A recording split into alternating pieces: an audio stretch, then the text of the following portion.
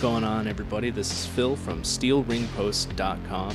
I'm here with the first episode of Inspire AD. This is going to be a podcast from and by and about the creators and the people who run Inspire Pro Wrestling, the premier indie wrestling promotion in Central Texas, based in Austin. They've been running for 7 years now. I used to do video for them, kind of like a one-man band when they were first getting started. So I have a pretty close connection with them myself. And I'm really interested, just as a fan of them, to hear their story about what it was like to start and run this promotion. I'll shut up and I'll let Max Meehan and Biss from Inspire Pro get started. Here is your first episode of Inspire AD.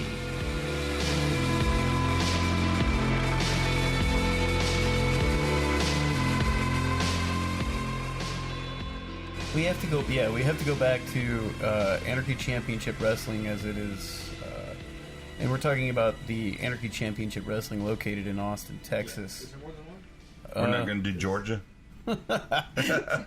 Oh yeah, that's a fairly generic name. There are multiple anarchies all throughout the country, in fact. So should I should probably start there, because May 6th, 2007. It was actually May 5th, 2007. I was supposed to start working for Anarchy, filming the backstage vignettes. The locker room was too small, so I had to start the next day. So May 6th, 2007 was my introduction to the wrestling business. It started with Anarchy Championship Wrestling, filming backstage vignettes. I won't go through my whole history there, because it's really not pertinent to all of this. But yeah, as you say, that product, to me, it was very similar to the reaction of going from ECW to Ring of Honor. As far as Inspire. Anarchy was the only real major product in Austin at the time, right? So I was deeply in love with the company initially when I first began to go. I fell out of love with wrestling when I was a kid, and then when I moved to the East Coast, my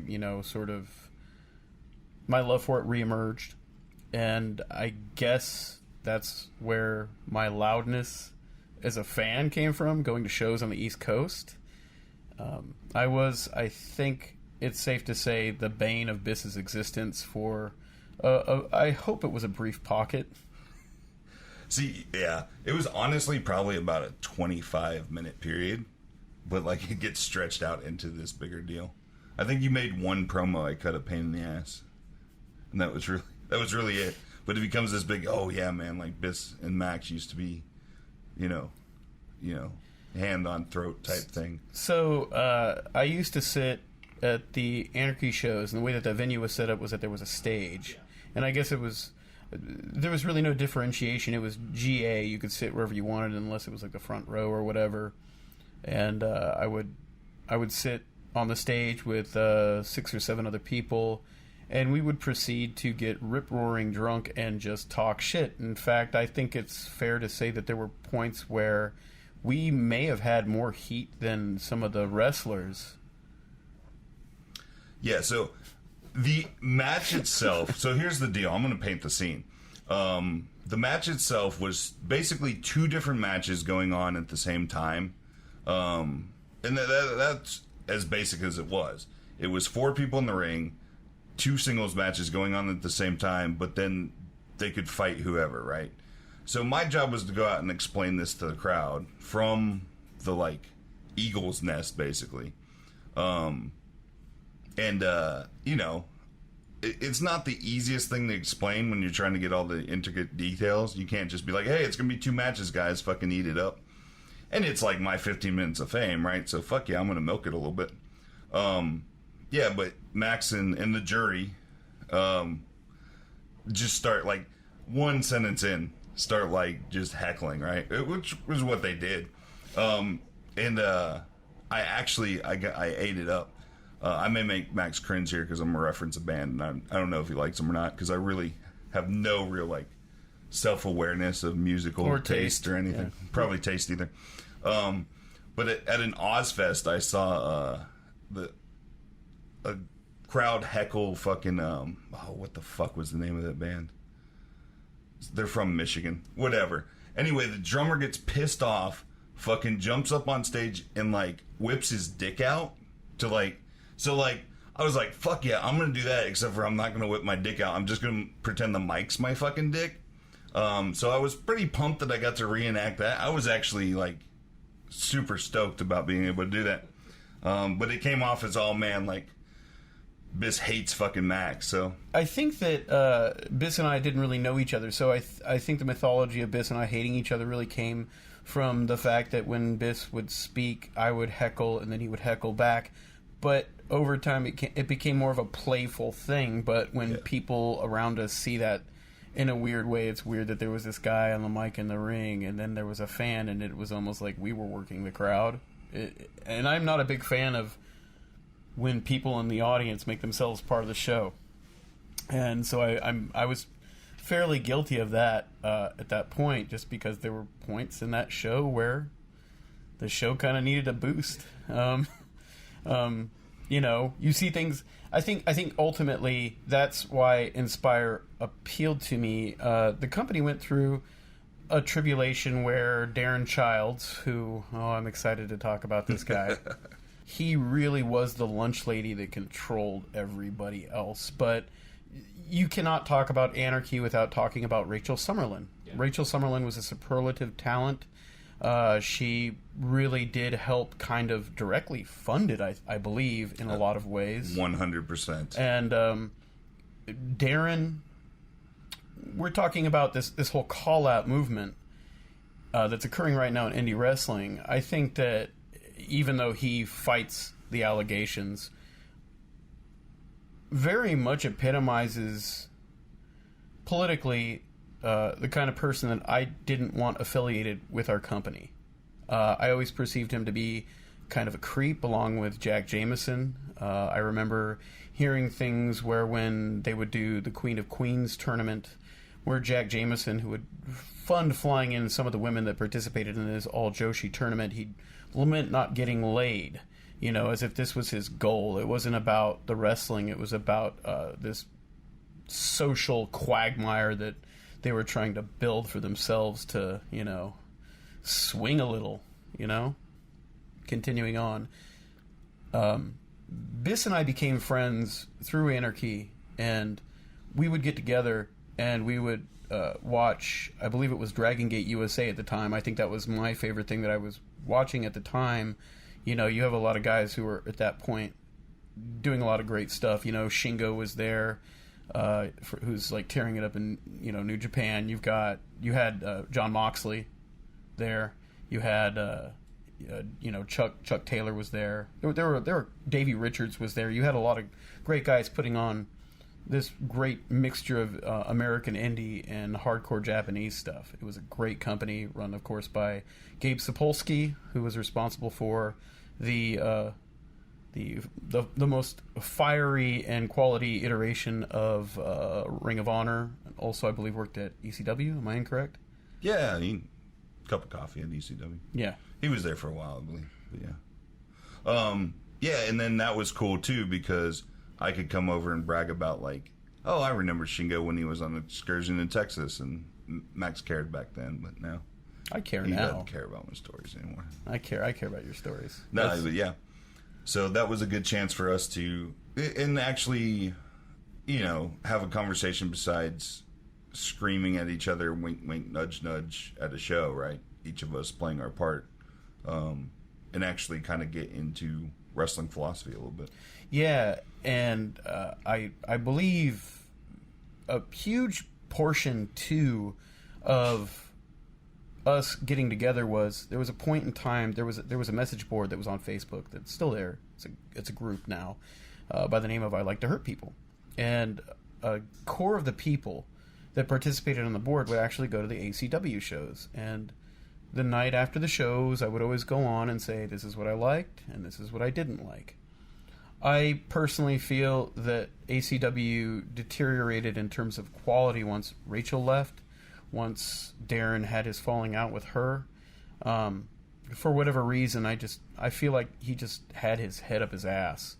He just always came across as very full of himself. He is a mythical being in his own mind, and I remember criticizing the show and saying, "Well, why did you do this only to do this, and why didn't you capitalize on this from last month?" And Matthew Palmer, centerfold Matthew Palmer, who was a wrestler at the company, was always really interested in my feedback and what I had to say, and so he would ask me questions. And then I remember at one point, Darren pops up and says, "Well, look, buddy, if you think you can do better, then maybe you should shut the fuck up and do it." Yeah, and then, I mean, as somebody from obviously I was with Anarchy from 2007 until 2013. 2012 was my least favorite year, right? It was just miserable. I was, by the time we started, I was super down. I was in a real, as far as the wrestling stuff goes, very dark place. I didn't disagree with a lot of what you were posting on there, honestly. I mean, I'm more of the quote-unquote kayfabe guy, the reserve, so I'm not super open about that stuff, but shit, I agreed with most of the criticism, honestly. I think it's also important to point out that Biss has a background of working in the business, whereas I'm a local promoter here, or have been for the last 18 years. I kind of quit last year. I was promoting local shows, booking local bands. I worked at a club here called Beerland for many years. And I'm also a screenwriter. So when I look at things, especially wrestling shows, it's hard for me to extract the writer's hat. I watch everything and think of it in terms of story, in terms of logic, and so, I feel like at this point we've yanked the veil back. People know what's going on, and I think honestly when you look at pro wrestling as an art, as something that is built, it makes it even more impressive, and I think it demands respect when you look at it like that. Wrestlers, to me, have the most complex job. To me, it is the highest being in the art world that you can be, nearly, because you have to be both athlete and you have to be actor, and you are respected as neither. You have to be so completely creative and ultimately sentient and sensitive to your audience. It really does also clue into why wrestling is so gratifying, especially to somebody like me. When you sit down and write something and then you see it cobbled together through film,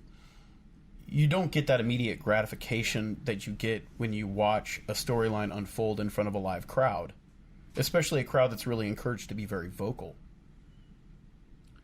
And then I'm the old romanticized the secret society wrestling carny guy, so I'm more of like the historian of the business type side. So it actually kind of yin and yangs a little bit, which is weird. It's a good mix. So anyway, just to kind of plow right through here regarding how the company began, and that I really wanted to tell this story. When you initially approached me, you said, "Would you like to write for this Spite site?" And I said, "I really don't have anything to say about pro wrestling right now.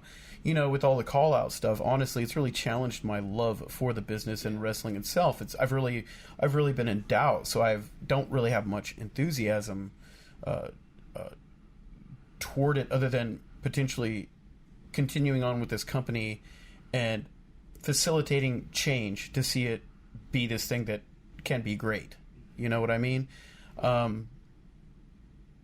But yeah, I was eager to just talk about this company just from my point of view, and to kind of like show the nuts and bolts of it, because I think that's what makes it even more entertaining than just the shows. I think when you look at the whole ball of wax, it's fascinating. Yeah. It's a general portrait of running a company. Yeah. You know what I mean? And how it began, and where it went, and how it changed, and how it just essentially runs.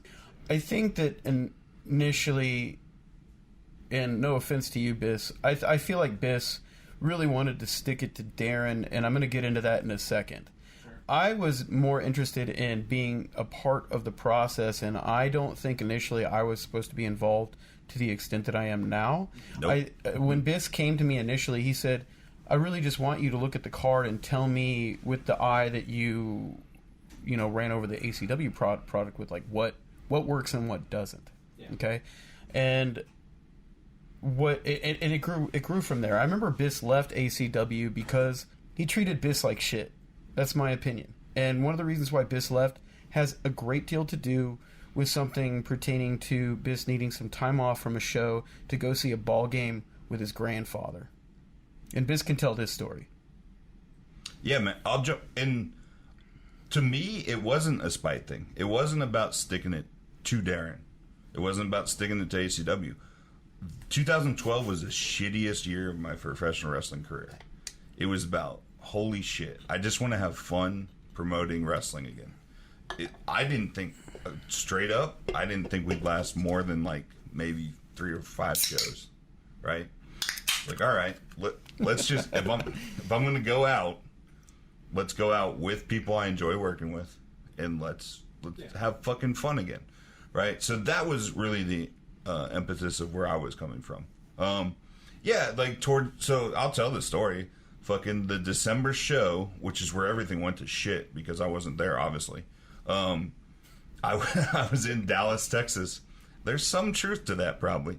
Because I was the guy with the referee shirt on, not literally, but in the office, and I was very much a glue guy.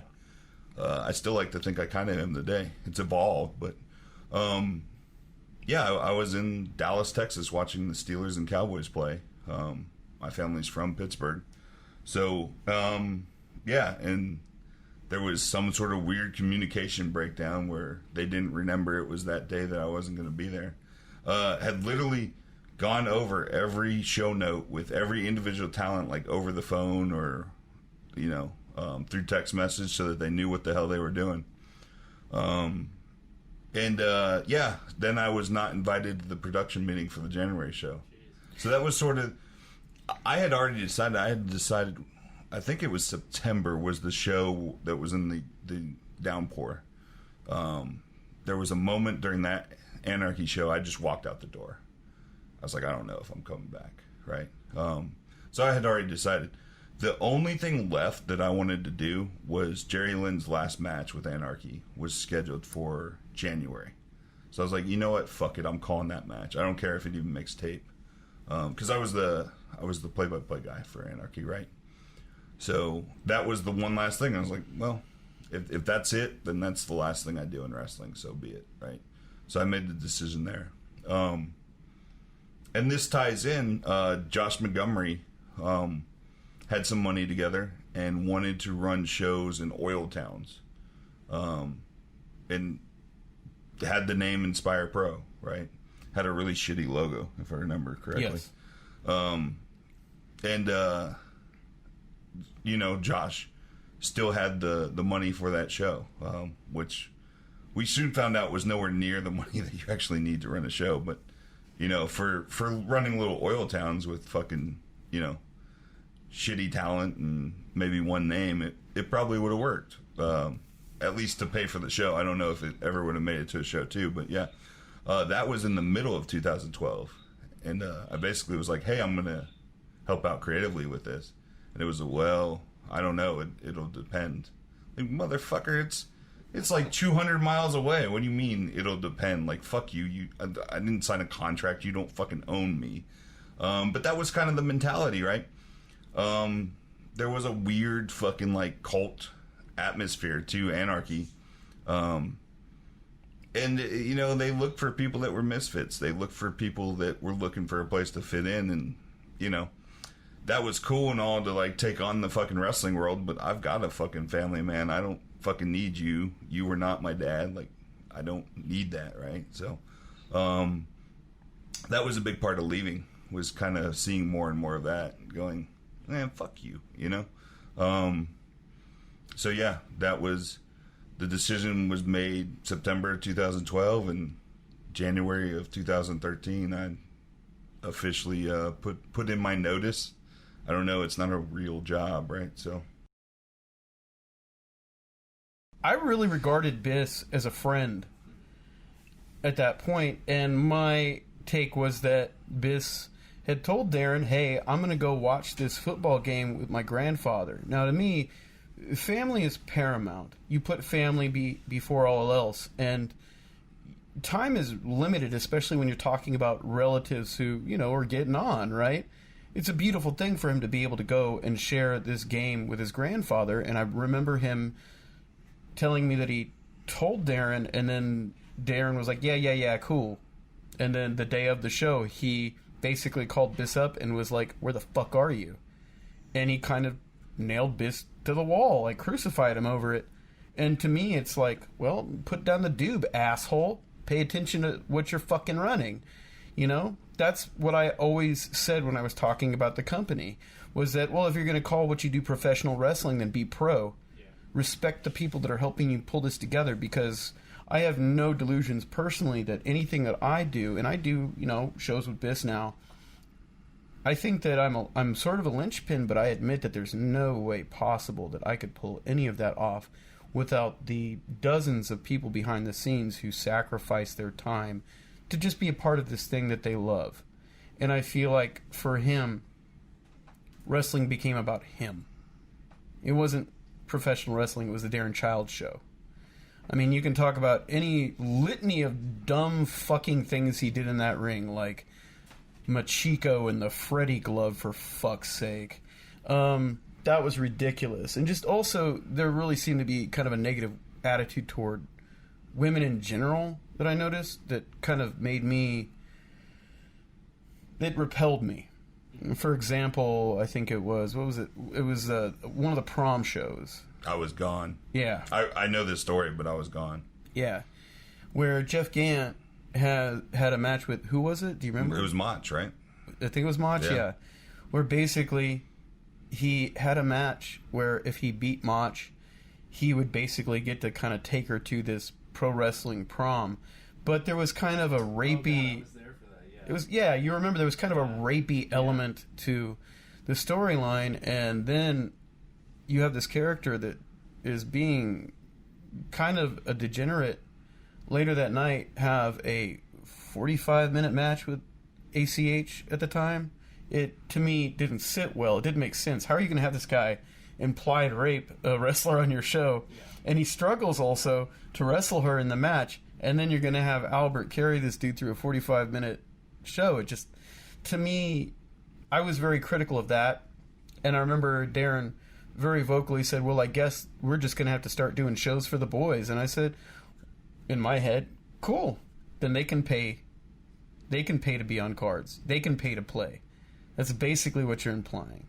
I'm sorry if you don't appreciate feedback from the people that are actually buying tickets and making it possible for you to run for next to nothing in that building. But, this is the reality, man. There were some disturbing things, disturbing trends, and just overall laziness. It just seemed like a clubhouse. Yeah. And so after Biss leaves, Joshua Montgomery, who was a former wrestler in Texas, correct? You can use the term loosely. I think he would too. But, Biss had contacted me, I think, after that prom show. No. No? No, it wasn't the prom show. Which one was it? It was, I contacted you before the January show. Okay. See, can I jump in there? Sure. Because that's a narrative that Darren has spun, that I've actually had to correct. Some of the boys have brought it up. Right. According to Darren, the company was created that night because we didn't like the fact that Jeff Gant got an opportunity. Jeff Gant was like my fucking child, man. Like, I took care of that kid. I wanted nothing but the best for him. And I actually told both of them, hey, I don't think this is going to get over like you guys think it is. Because I still talked to both Albert and Jeff at the time. Right. So the narrative from Darren was, well, Biss is just so fucking bitter, like he doesn't want anybody to succeed. No, that wasn't it at all. And the idea of Inspire was also to go, holy fuck, my friends have to put up with this bullshit. Let me try to fucking have a show where at least they don't have to put up with bullshit one weekend. And I wasn't aware that was a narrative that Darren spun, that he was upset that that he got Gant over, because let me just say this, he didn't get fuck all over in that match, okay? The crowd turned on it, they shit on it, and I will also say this, Gant worked for Inspire Pro.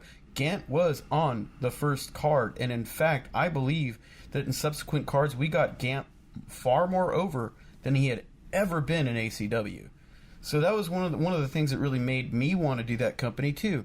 I saw a lot of people that had potential that were simply being squandered.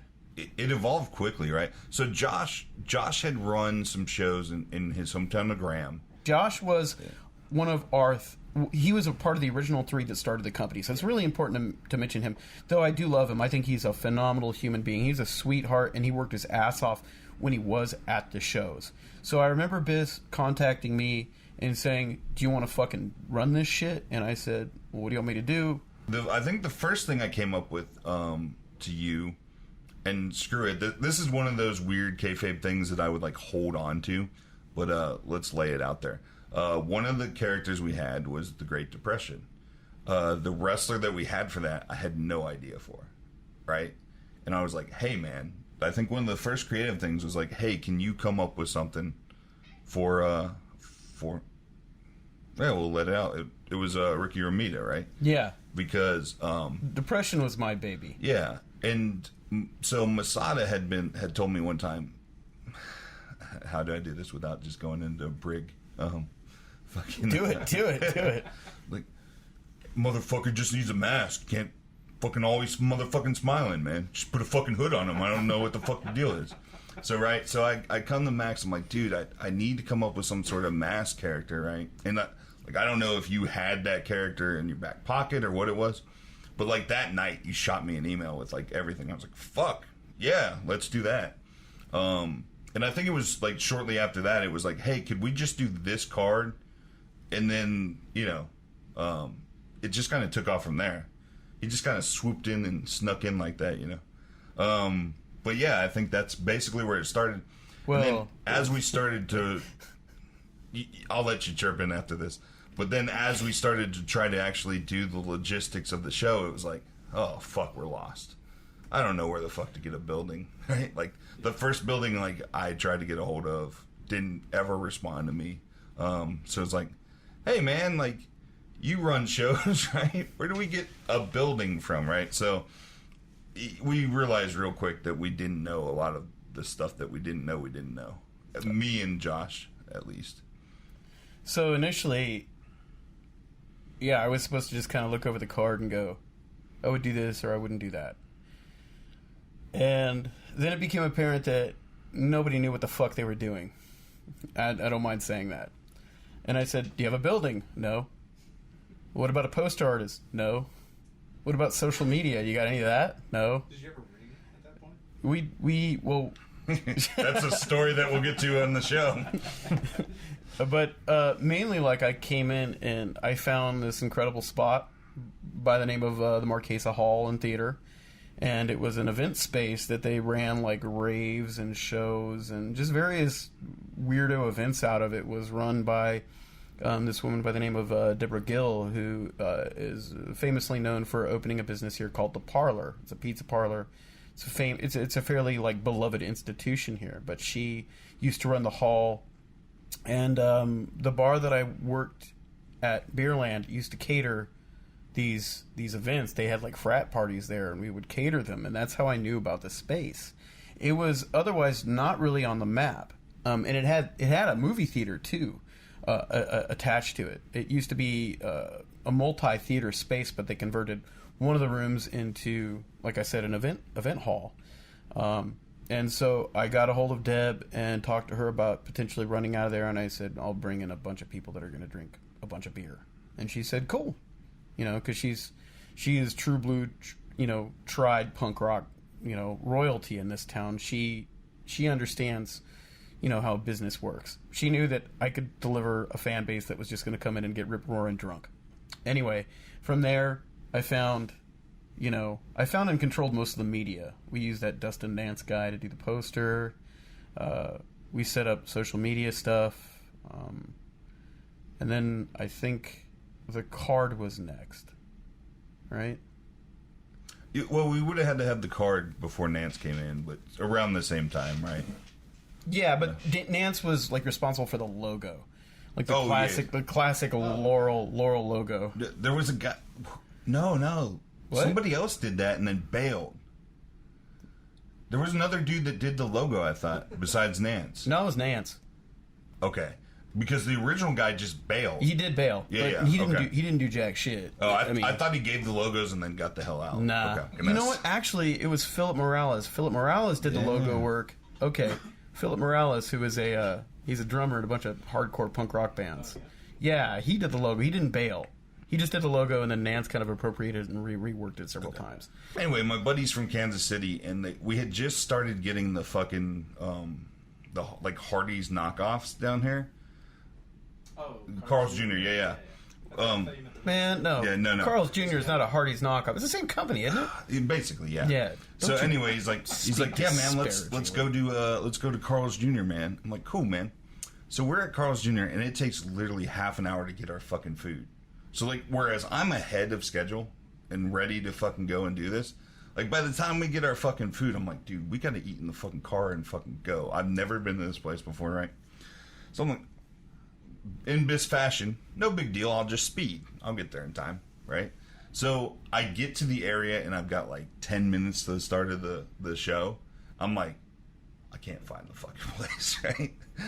So it's like, dude, where is this place? And he is pissed. He's like, it's the Marquesa. Just go to the Marquesa. It's like, it's right here. I was like, I've never fucking been to this area of town before in my life. So anyway, we like walk in. I think the previews had started or something like that. Yeah, just to also chime in, Marquesa Hall and Theater became AFS Cinema, Austin Film Society Cinema. And at the time, they were still running out of that building. This was before they took it over, and they were showing a movie that day. And I was just basically meeting Biss there. We were going to sit down, watch a movie, and then we were going to tour the hall. Yeah, I think the idea was to tour the hall and then go watch the movie, but I obviously fucked that up, right? So yeah, and the movie we saw that day was A Hero Never Dies, which we used for a show title. Yeah. So the Johnny Toe film. It's a fantastic film. Anyway. So no, let's just cut to the card. I remember seeing the card, and initially Biss was like, he said, "Yeah, brother, I don't want to run any show with belts or anything." And I said, "That's fucking stupid." Like, I remember telling him, "No, you got to have like a stake, you know?" Because like, even though I think Biss in his head thought this is just going to be like a few and done, in my head I've got delusions of like, we're going to be fucking running out of Frank Irwin in 2 years, you know? I've got this huge, put on a quality show and go gung ho, and so I'm like, "No, I'm going to rewrite this card." Yeah. Originally there was no names either. It was all local because it was basically, and this is the shittiest way to run a show if you're upcoming promoter. It was me and my friends present wrestling, right? It was basically what it is. Which, those TNT boys seem to be doing all right with that. Paying what you pay for an actual belt was like, oh, that's extra money out of the budget that's probably not going to last past 3 shows, which was my mindset coming in. Thank God, not to blow smoke up your ass, but thank God Max thought that way, because here we are fucking 7 years later.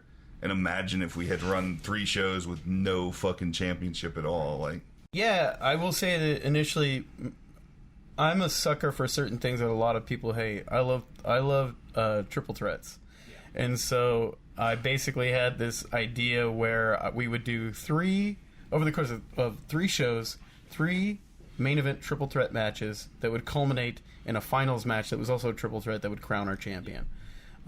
And also, I think I pressured Josh into paying for Chuck Taylor, because I said, this show needs a hook, man. There's like nothing here. Yes, but I paid for Chuck's flight. Okay, well there you go. Because I was like, thank you. Sorry. I was like, no, like you did. You were like, hey, can Josh pay for this? And that very early on, I tried to pull like this like shadow management thing that didn't last very fucking long.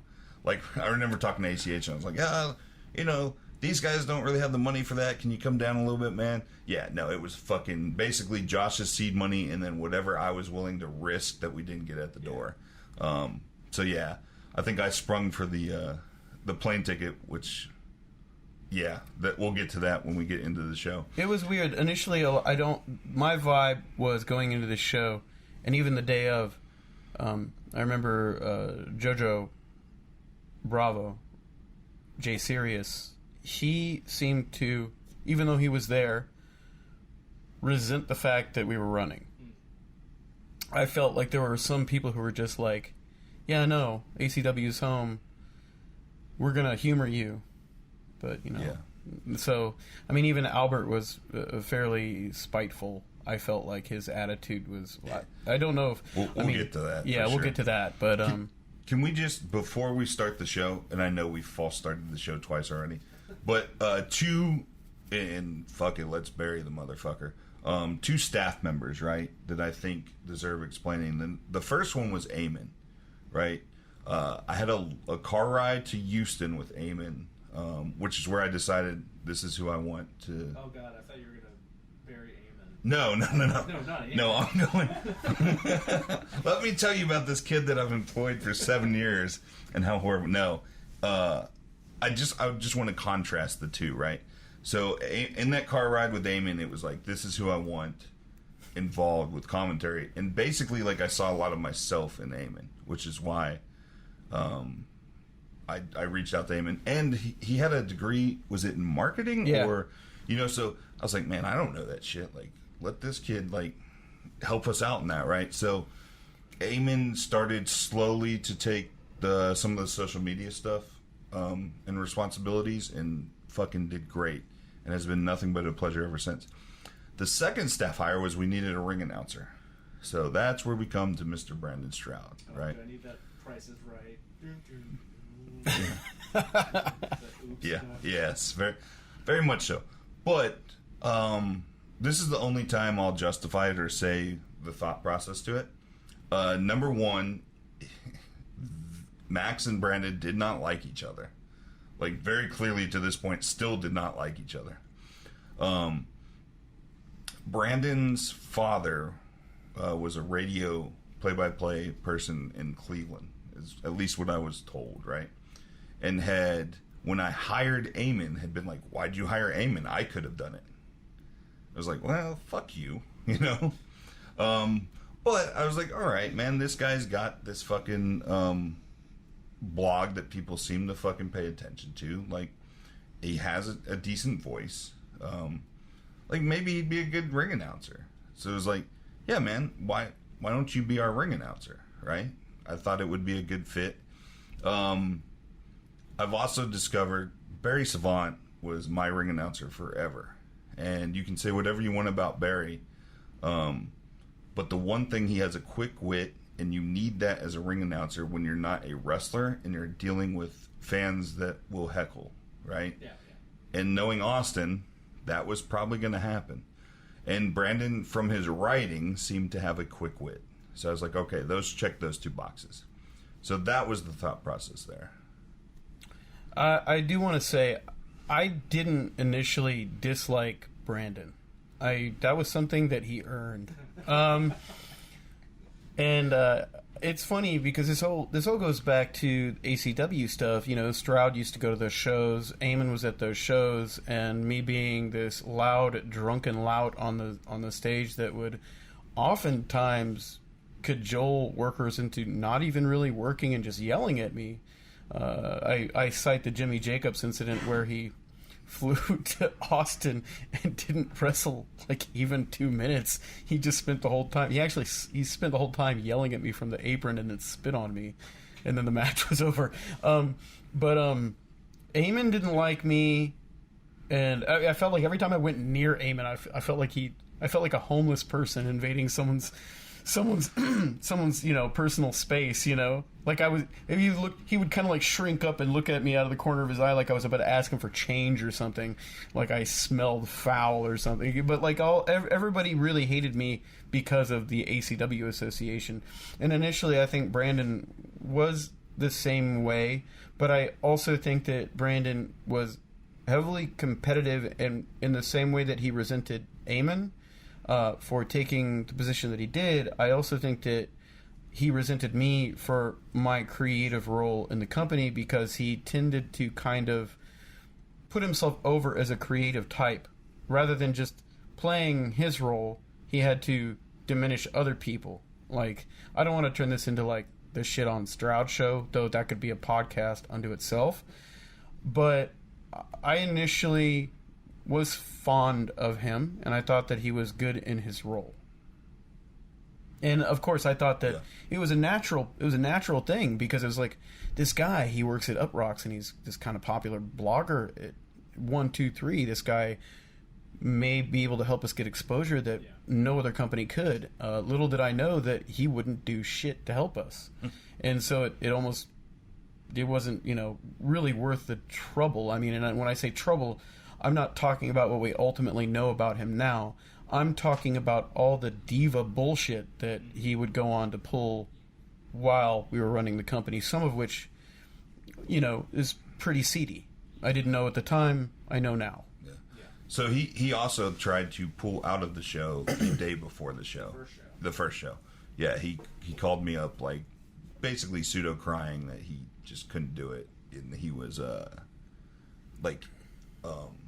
had social anxiety about being in front of people. I was like, bro, you what? Like, none of it made sense. So I don't know what the hell that was. It was probably that he was pissed off that somebody else had a role that he thought he should have. Looking back on it, but yeah. So from like show one, there was Brandon drama, and throughout this podcast, you will probably get more shitting on Stroud. So just be ready for it. It's coming. So again, like, what, 2 nights before the show, the ring is not available that we rented. We were renting the ring from Diamond Icy, who was a female talent that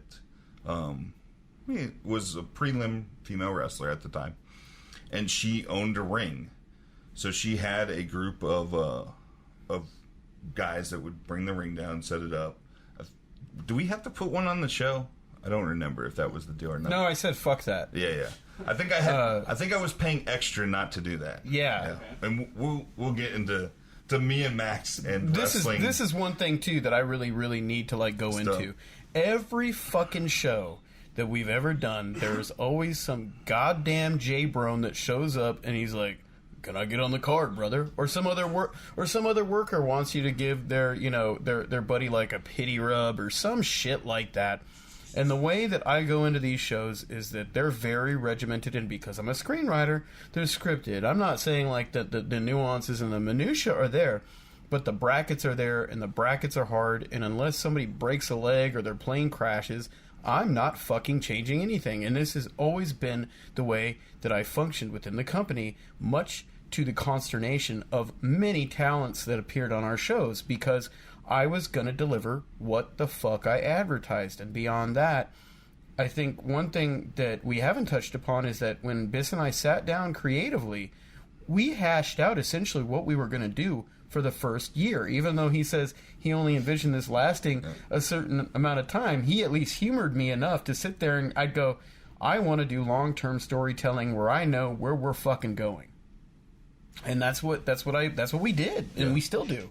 And that was the way that I knew wrestling too, was long-term story. And not, believe it or not, your local fucking VFW wrestling probably does not do it that way. I know because I've showed up to those shows and helped out. So yeah, I probably only paid attention like the first 3 or 4 shows, just like, oh, that'll be good, and we won't get past that anyway, so who cares about the rest of it? I'm kidding. I'm fucking kidding. It's growling at me over here. But yeah, like, absolutely. Even though my mindset was, hey, we may only get 3 shows or, so into this, you always plan for, so although, like, in the front of my mind, that may have been what I was thinking. In the back of my mind, yeah, it was definitely going to be long-term. And I think one of the first conversations, I was like, all right, man, what is our back pocket match? Remember we used to have that conversation? Yeah. What's the match when everything goes to shit, we go, fuck it, boom. We pull that out of our ass and we're saved. So we had those conversations. All right, guys, we're approaching the end of the hour here. We're going to try to keep these episodes right around an hour long. Some of them might be shorter, some of them might be longer. But as we wrap this one up, we haven't gotten to the card of that first show yet, but guarantee everybody that's going to be in part 2.